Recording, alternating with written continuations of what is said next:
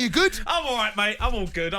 Look, we watched the semi-final. We did. The Champions League. Yeah. Bellingham against Kane. It was a brilliant watch, to be fair. Bayern Munich were a good team. But Real Madrid, even when they're rubbish, they still get a result. Yeah, they weren't great tonight, They weren't Real. great, No, were they weren't. They weren't. But they weren't great against Man City. No, they weren't, and they find a way. I mean, this is just what they do. They hang in games. They got someone like Vinicius Junior up top, and they got someone like Modric that can pull off the bench. Just 2-1 down, by the way, when he came on. Not saying he changed the game, but you got someone like that can come on, a steady head, nerves of steel, been round the block. It's the 130th game or something in Champions League football. That's some record, that. Yeah, it's ridiculous. So look, it's evenly poised. You've got to have Real as favourites right now. Bellingham quiet.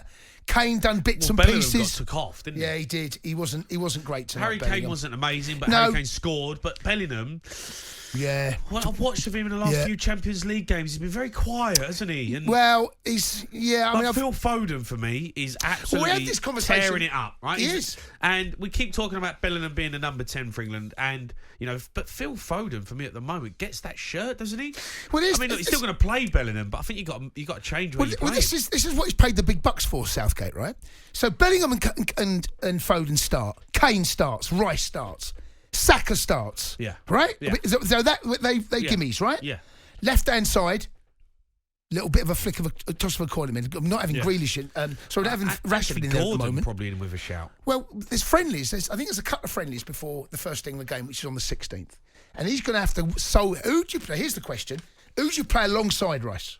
Because once you've solved that problem, you've then got either sort out, as you said, Bellingham drops deep and then you take him out of his position.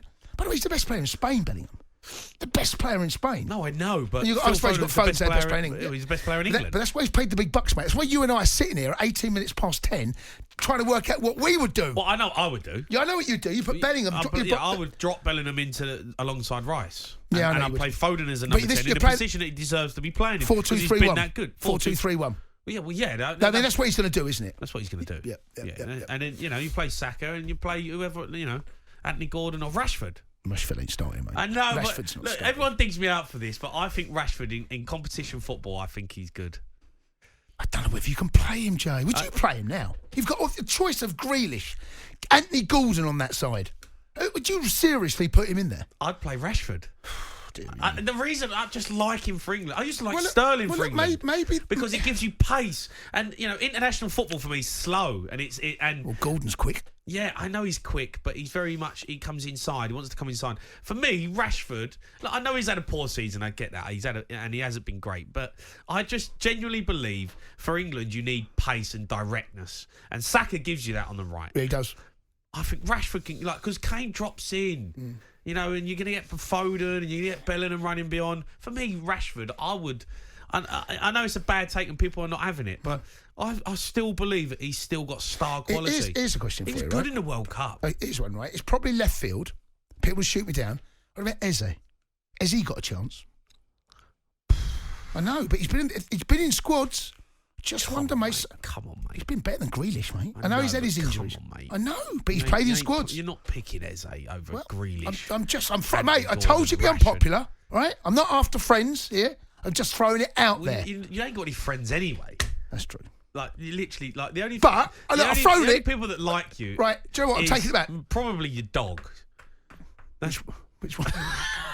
No, come on. He's been desperately unlucky with his injuries, and that's probably going to be the reason why he hasn't played enough. He was missing again at the weekend. But on that left-hand side, two problem positions he's got, left-hand side, alongside Rice. They're the ones he's got to get right. Because the others, depending on where you play Bellingham or Foden, the others kind of pick themselves, don't they? If you play Bellingham's 10, you can have Foden on the left. What about Eric Dyer?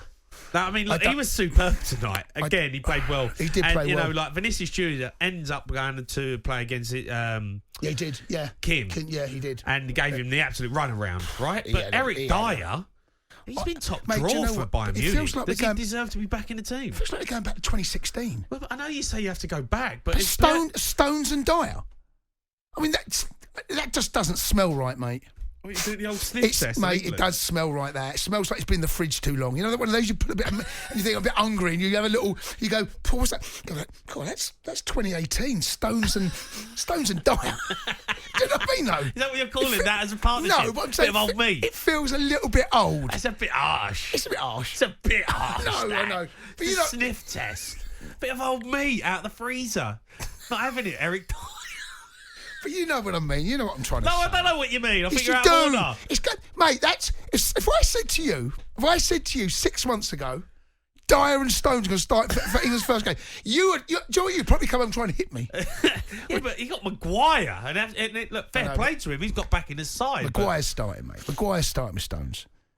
He could play Eric Dyer and Maguire and play John Stones alongside Declan Rice in midfield.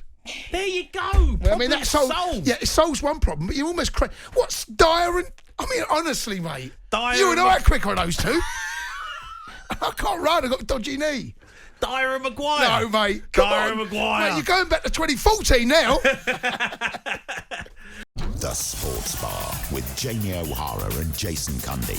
Monday to Thursday nights from 10 on AM, on DAB, via the talkSPORT app and on your smart speaker. talkSPORT.